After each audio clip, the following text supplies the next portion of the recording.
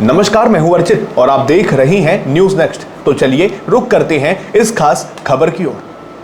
क्या भारत में निर्दोष होने तक बेगुनाह का कानून सिर्फ किताबों तक सीमित रह गया है? पूर्व मुख्य न्यायाधीश जस्टिस डीवाई चंद्रचूड़ ने इसी सवाल को देश के सामने खड़ा कर दिया।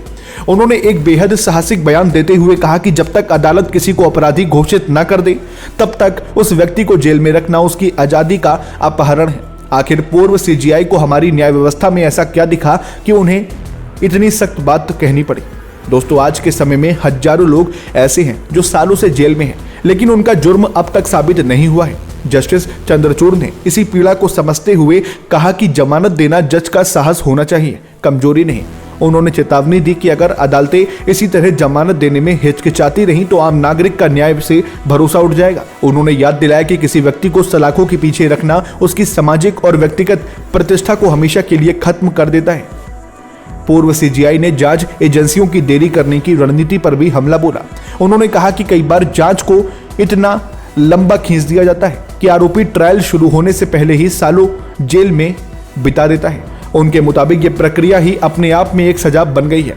उनका इशारा साफ था, अदालतों को एजेंसियों की कठपुतली नहीं बनना चाहिए, बल्कि उसे संविधान और नागरिक अधिकारों का रक्षक होना चाहिए। पूर्व सीजीआई का ये बयान उन कानूनों की तरफ भी उंगली उठाता है जहां जमानत मिलने की शर्तें इतनी कड़ी हैं कि वहां कानून जेल को ही नियम बना देता है।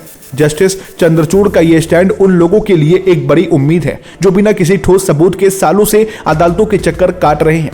अब देखना यह है कि क्या देश की निचली अदालतें और हाईकोर्ट जस्टिस चंद्रचूड़ की इस नसीहत को गंभीरता से लेंगे। क्या आपको भी लगता है कि भारत में जमानत मिलना अब एक बहुत बड़ा संघर्ष बन गया है? क्या किसी की आजादी को सिर्फ जांच के नाम पर सालों तक छीना जा सकता है?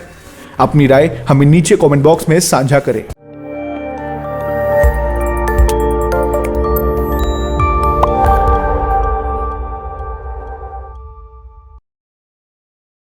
नमस्कार, मैं हूं अर्चित और आप देख रहे हैं न्यूज नेक्स्ट। तो चलिए रुक करते हैं देश प्रदेश की मुख्य 10 बड़ी खबरों की ओर।